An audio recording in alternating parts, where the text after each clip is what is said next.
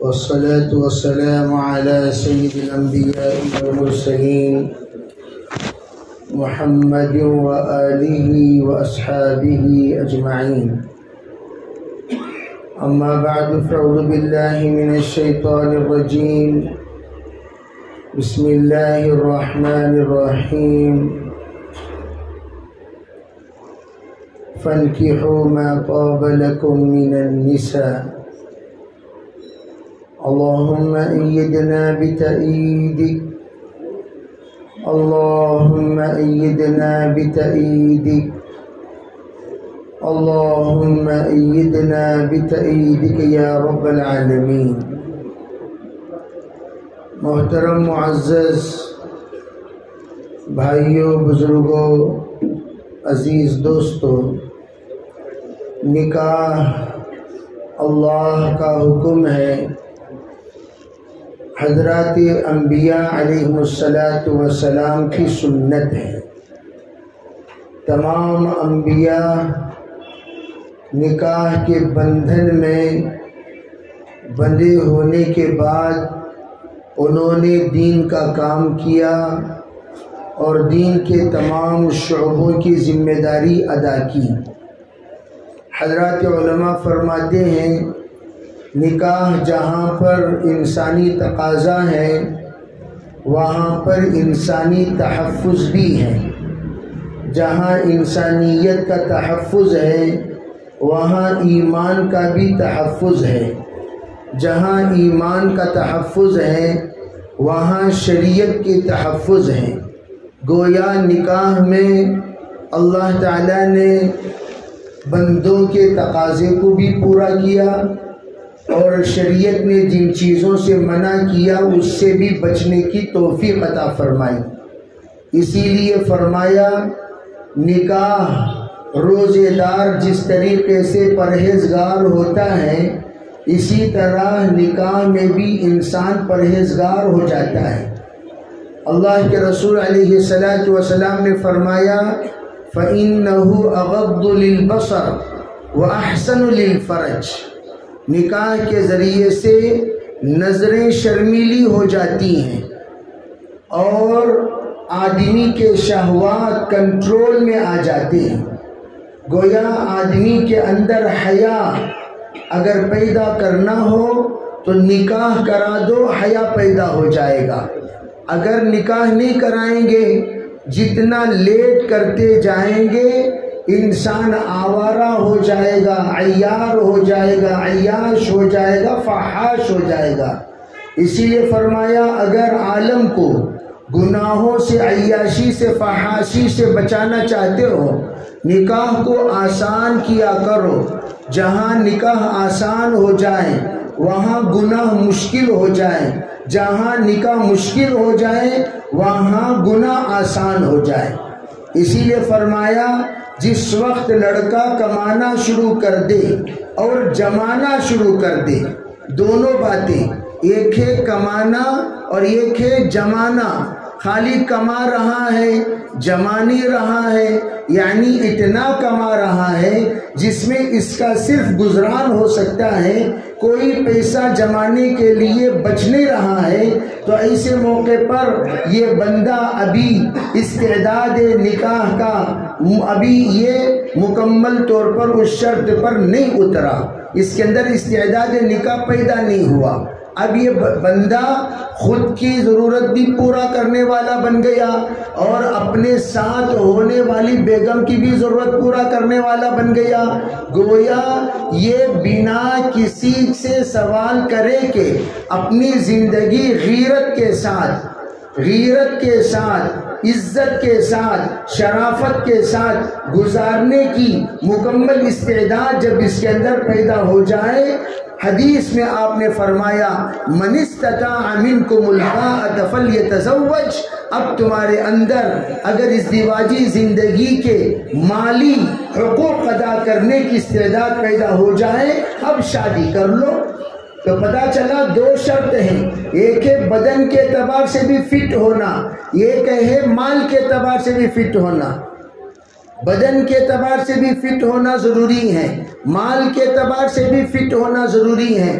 بدن کے اعتبار سے وہ بھی مکمل طور پر یہ دیکھ لینا چاہیے کیا یہ بندہ بدن کے اعتبار سے مکمل نکاح کے قابل ہے۔ بہت سارے بیچارے ایسی طبیعت کے ہوتے ہیں، شادی سے پہلے تک اچھے تھے، ڈاکٹروں سے جس وقت مشورہ کیا گیا کیا ان کو نکاح کر سکتے ہیں، انہوں نے منع کر دیتے ہیں، بھئی یہ نکاح کے قابل نہیں ہے، نہیں کرنا چاہیے۔ حضرات علماء نے فرمایا ایسے لوگوں کے لیے نکاح کرنا حرام ہے، اگر وہ نکاح کر لے تو تب بھی اپنے ازدواجی زندگی کے حقوق کی ادائیگی سے قاصر ہے، اس کے لیے نکاح کرنا جائز نہیں ہے۔ جہاں پر میں اکثر کہا کرتا ہوں عربی خالی نکاح کرنا سنت ہے سنت ہے سنت ہے، اتنی بات پر آپ اکتفا مت کرو۔ جہاں پر نکاح کرنا سنت ہے بعض لوگوں پر واجب بھی ہے، بعض لوگوں پر فرض بھی ہے، اور جہاں پر نکاح کرنا فرض ہے واجب ہے سنت ہے تو وہاں بعض لوگوں پر مکروہ ہے، بعض لوگوں کے لیے ناجائز ہے۔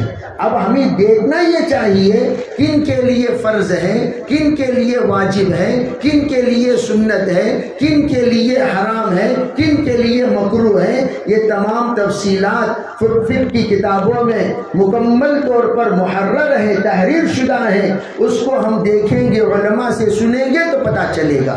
تو اس لیے علماء کہتے ہیں اگر کوئی مکمل یعنی بدن کے اعتبار سے فٹ ہے، خود کے اندر 3 ایسی عادتیں ہیں جیسے بھیک مانگ کر جینے کی عادت بعض لوگوں کو ہوتی ہے، خالی دوسروں کے مال پر پلتے رہتے ہیں، کوئی چائے پلا دیا تو پی لیے، کوئی ناشتہ کرا دیا تو کھا لیے، پھکٹ میں زندگی گزارنے کی عادت۔ ایسے لوگوں کو خالی سمارٹ دیکھ کر آپ شادی نہیں کرا سکتے، اس سے یہ پوچھنا چاہیے تو کتنا کما رہا ہے۔ نہیں ہمارے بابا تمہارے بابا سے نکاح نہیں ہو رہا، تمہارے بڑے بھائی سے نکاح نہیں ہو رہا، تمہارے چچا سے نکاح نہیں ہو رہا، تمہارے دادا سے نکاح نہیں ہو رہا، نکاح تجھ سے ہو رہا ہے، تیری کمائی کتنی؟ یہ نہیں دیکھا جائے گا کہ باپ کیا کر رہا ہے، چچا کیا کر رہا ہے، خاندان کو خاندان تو اپنی جگہ پر موراچے توراچے پدرم سلطان بدھ، میرا باپ بادشاہ ہے، شہنشاہ ہے۔ ارے بھئی بہت اچھی بات ہے، تو کیا ہے، چپراسی بھی نہیں ہے؟ ارے تو چپراسی بھی نہیں ہے، تجھے کیسا نکاح کرا سکتے ہیں؟ تو یہ دیکھا جائے گا کہ تیری حیثیت کیا ہے مالی اعتبار سے۔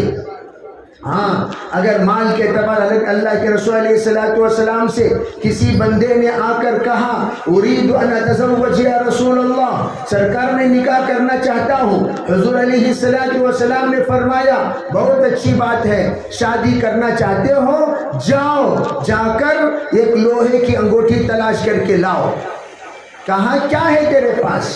کہا میرے پاس تو کچھ نہیں ہے، ما عندی الا ازاری یا رسول اللہ، جو لباس میں پہنا ہوا اس لباس کے علاوہ کوئی چیز نہیں ہے۔ آپ نے کہا جاؤ جا کر تلاش کرو، کہیں سے لوہے کی انگوٹھی مل جائے لے آنا۔ گئے تلاش کرے آئے، کہنے لگے حضور نہیں ملی، کہا دوبارہ جاؤ، گئے تلاش کرے آئے، کہا حضور نہیں ملی، کہا سہبارہ جاؤ، گئے تلاش کرے آئے اور کہا حضور نہیں ملی۔ آپ نے فرمایا قرآن پاک یاد ہے؟ کہا جی ہاں یاد ہے۔ بیگم کو پڑھاؤ گے؟ جی ہاں پڑھاؤں گا، سکھاؤں گا۔ تو آپ نے اسی کو مہر بنا کر نکاح پڑھا دیا۔ 3 مرتبہ آپ نے بھیجا، پہلی مرتبہ یہ دیکھنے کے لیے اس کے اندر کمانے کی استعداد ہے کہ نہیں، نمبر 2 اس کے اندر استعداد پر کمانے کی استعداد پر استقامت ہے کہ نہیں، نمبر 3 یہ جہد مسلسل کا عادی ہے کہ نہیں۔ یہ دیکھا آپ نے 3 مرتبہ بھیج کر کہ یہ محنت کرتے۔ بعض لوگ کیا کرتے ہیں شادی ہونے تک کام کروا، اس کے بعد میں دیکھ لیں گے، وہ لکھو رکھتے ہو کیا فلاں فلاں فلاں، اسے جا کر الگ سے پوچھو بھئی یہ تمہیں یہ عہدے پر ہے نا کب تک کے؟ اب انہیں بولے گا نہیں، دوستوں کو بولے گا 1 مہینے تک بعد میرا کام کی گارنٹی ہے، سو دوسرا مہینہ میں آ کر فٹ پاتھ پر آ جاؤں گا۔ ارے جناب یہ تو انتہائی دھوکہ ہے۔ آپ اگر اس طرح بنا کر شادی کے لیے رخے میں چھاپنے کے لیے آپ نے نام کے ساتھ کام لکھا، اور وہ کام تمہارا پرماننٹ نہیں ہے بلکہ کیا ہے، ٹیمپرری ہے۔ یہ انتہائی دھوکہ۔ اس لیے فرمایا محنت کرنا کافی نہیں ہے، محنت پر استقامت کا ہونا ضروری ہے، اور آدمی کے اندر غیرت مند ہونا بھی ضروری ہے۔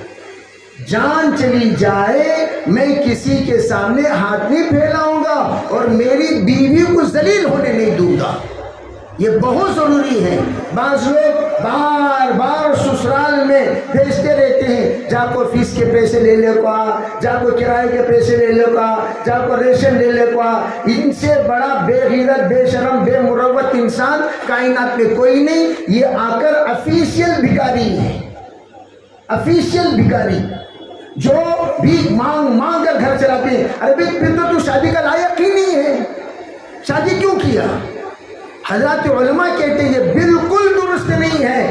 علماء نے کہا سسرال سے لیے ہوئے جہیز کا واپس لوٹانا واجب ہے، اٹھا کر دیکھو، واپس لوٹانا واجب ہے۔ سسرے زندہ ہیں اور آپ کے اندر ادا کرنے کی طاقت ہے، اور آپ نے جوڑے کا پیسہ مانگ کر لیا اور آپ نے جہیز مانگ کر لیا، واپس لوٹانا چاہیے۔ اگر لوٹانے کی آپ کے اندر طاقت نہیں ہے تو آپ جا کر معافی مانگ لو، کہو خسر صاحب سے، جناب میں آپ سے لے لیا، نادانی کی بات تھی، میں نے لے لیا جب ضرورت بھی تھی، اب آپ معاف کر دیں، میں واپس لوٹا نہیں سکتا۔ یا یوں کہہ دیجئے اللہ اگر مجھے دے تو ضرور آپ سے لیا ہوا مال واپس لوٹا دوں گا، ضرورت نہیں ہے مجھے تمہارا مال، آپ سے جو مال لیا وہ میں واپس لوٹا دوں گا، یہ کہہ دیجئے، یہ کہہ دیجئے۔ اسی لیے کہا اللہ کی مدد اس انسان کے ساتھ نہیں ہوتی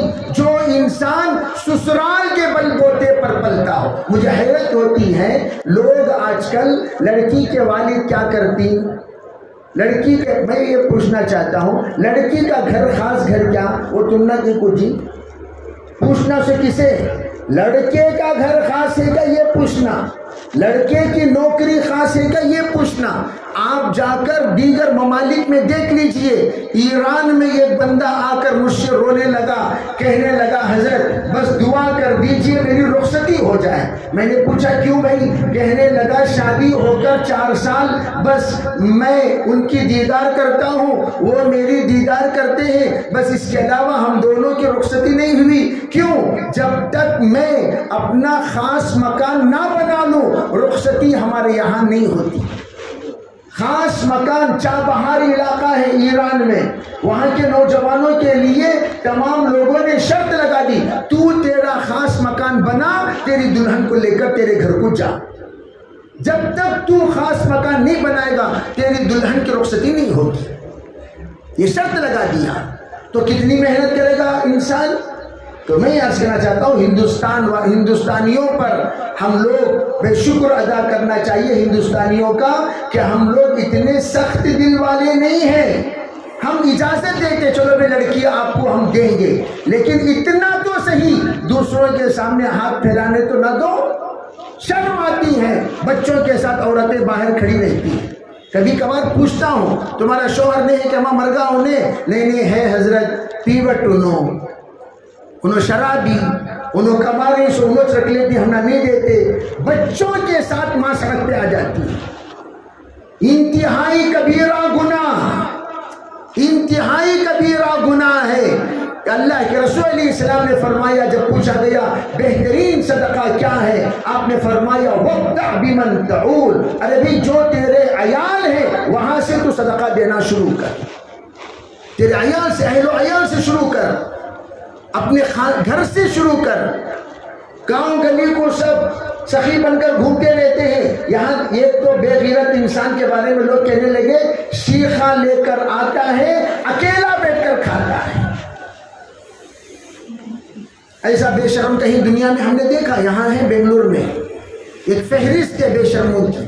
تو میں یاد کرنا چاہتا ہوں روز اول حضرت شیخ الحدیث زکریا صاحب رحمۃ اللہ علیہ نے فرمایا جس وقت شادی ہو جائے تو اللہ سے 2 رکعت جس طریقے سے مصلی آگے اور پیچھے بچھا ہوا ہے، پیچھے کے مصلی پر دلہن کو کھڑا کرو، سامنے کے مصلی پر دلہا کھڑا ہو جائے اور وضو کے ساتھ سلام کرے، کوئی کلام نہ کرے، اور اس وقت دلہن نیت کرے یا اللہ زندگی بھر تابع اس امام کے میں زندگی گزاروں، ایسی توفیق عطا فرما۔ دلہن نیت کرے یا اللہ 2 رکعت صلاۃ الحاجت پڑھتا ہوں، زندگی میں اس دیواجی زندگی کا مکمل حقوق ادا کرنے کی مجھے توفیق عطا فرما۔ ادا کرو، نیت کرو، انشاءاللہ اس نماز کے بعد آپ مصلی اٹھا کر بازو بچھاؤ، اپنے بیگم کے اور یوں کہو میں دعا کرتا ہوں تم آمین کہو۔ اس وقت جو دعا آپ کرو گے اللہ وہ دعا ضرور قبول کرے گا۔ کہو کہ یا اللہ آج میں اس دیواجی زندگی میں قدم رکھنے جا رہا ہوں، یا اللہ تا دم زیست مجھے اور میری بیگم کو کسی محتاج کا محتاج نہ بنا، کسی کے سامنے ہاتھ پھیلانے والا نہ بنا، یا اللہ جو میری بیوی کی ضرورت ہے وہ میں پورا کرنے والا بنوں، اس کی تو مجھے توفیق عطا فرما۔ ہمارے اسلاف نصیحت کرنے کو کہتے تھے، اپنے بیگم سے یوں کہا کرو دیکھو جی میں آپ کو چند باتوں کی پہلے ہی دن آگاہ کر رہا ہوں، اس میں سے ایک بات یہ ہے کہ آپ کی کوئی بھی ضرورت میں پورا کروں گا، میرے علاوہ آپ کسی سے نہیں پوچھو گی۔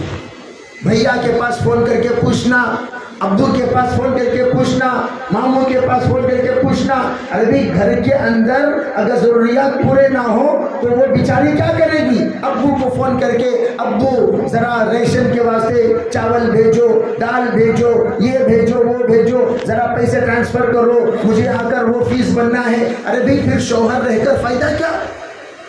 اللہ تعالی جس وقت ہم نکاح کرتے ہیں اللہ تعالیٰ ضرور مدد کرتے ہیں ہمارے نیت کے مطابق۔ مانگنے کی نیت ہو اللہ کی مدد ہرگز نہیں ہوگی، جب دینے کی نیت ہو اللہ آپ کو ایسی ایسی مددوں سے نوازے گا، آپ خود پورے سسرال کو دینے والے بنیں گے۔ آپ کی نوازشوں پر وہ پلیں گے، آپ کے نوازشوں پر خاندان پلے گا، اور آپ کے انتقال پر گھر والے خاندان والے کہیں گے یہ اللہ کا بندہ جو آج رخصت ہو رہا ہے اس کے ذریعے سے اتنے بیواؤں کا گھر چلتا تھا، اتنے یتیموں کی کفالت ہوتی تھی، اتنے غریبوں کی امداد ہوتی تھی، اور اتنے لوگوں کا یہ خیال رکھتا تھا۔ یہ بات آئے گی اس وقت جب ہم غیرت کے ساتھ یہ نیت کریں، انشاءاللہ مرتے دم تک ہم اپنا ہاتھ کسی کے سامنے نہیں پھیلائیں گے۔ اور حضرت نے کیا فرمایا؟ جس وقت نکاح ہو جائے میں نے خطبہ پڑھنے کے بعد میں نے قبول کیا کا نمبر آئے، یہ نیت کرو یا اللہ جنت تک لے جانے کی ذمہ داری قبول کرتا ہوں، جنت تک لے جانے کی ذمہ داری قبول کرتا ہوں، یہ نیت کرو، انشاءاللہ اللہ تعالیٰ بہت زیادہ آپ کی طرف اللہ رب العزت ایسی رحمت خصوصیہ نازل کریں گے کہ آپ دلہا جنتی دلہا بن کر، جس کو کہتے ہیں مسلمان شوہر بن کر جینے کے اللہ مرد کو توفیق دے گا، مسلمان بیوی بن کر جینے کے اللہ عورت کو توفیق دے گا۔ اور پھر اس کے علاوہ کیا ہوا؟ فرمایا پھر اس کے بعد آپ جس وقت اپنی ازدواجی زندگی شروع کریں فجر کی نماز قضا نہ کرو، فجر کی نماز قضا کیے بغیر جو جوڑا زندگی کے ابتدائی ایام گزارتا ہے اللہ نیک صالح اولاد ان کو نصیب کرتے ہیں۔ تہجد کا اگر اہتمام ہو جائے نسلوں میں اولیاء اللہ پیدا ہو۔ اس لیے میرے بھائی مردوں میں جو چیزیں دیکھی جاتی ہیں وہ کیا ہے؟ وہ آ کر مال ہے، قوت ہے، ہمت ہے اور غیرت ہے، یہ چیزیں مردوں میں دیکھی جائیں گی۔ اور عورت میں کیا دیکھی جاتی ہے؟ بیوی میں صبر ہے، تحمل ہے، تقوی ہے، توکل ہے، یہ چیزیں عورتوں میں دیکھی جائے گی۔ فرمایا عورت کے اندر صبر اور شکر اور تحمل اور بردباری اور پھر اللہ سے لو لگا کر حلال کھانے اور کھلانے کی اگر بات آ جائے، ہر ماں آج بھی ٹیپو سلطان کو جنم دے سکتی ہے، ہر ماں آج بھی معین الدین چشتی علیہ الرحمہ کو جنم دے سکتی ہے، آج بھی ہر ماں قطب الدین رازی کو جنم دے سکتی ہے، آج بھی ہر ماں نظام الدین اولیاء کو جنم دے سکتی ہے۔ کب؟ جبکہ وہ متقی متقیہ ہو جائیں، اور متقی مائیں، متقی عورتیں، متقی دلہنیں، متقی بیویاں اپنے شوہر کو بھی آٹومیٹک متقی بنا دے گی۔ اس لیے میں ان مختصر اوقات میں یہ ہدایات دے کر آپ حضرات سے درخواست کرتا ہوں، نیت کرو انشاءاللہ سنی ہوئی باتوں پر ہم ضرور عمل کریں گے بھی انشاءاللہ۔ الحمدللہ نحمدہ ونستعینہ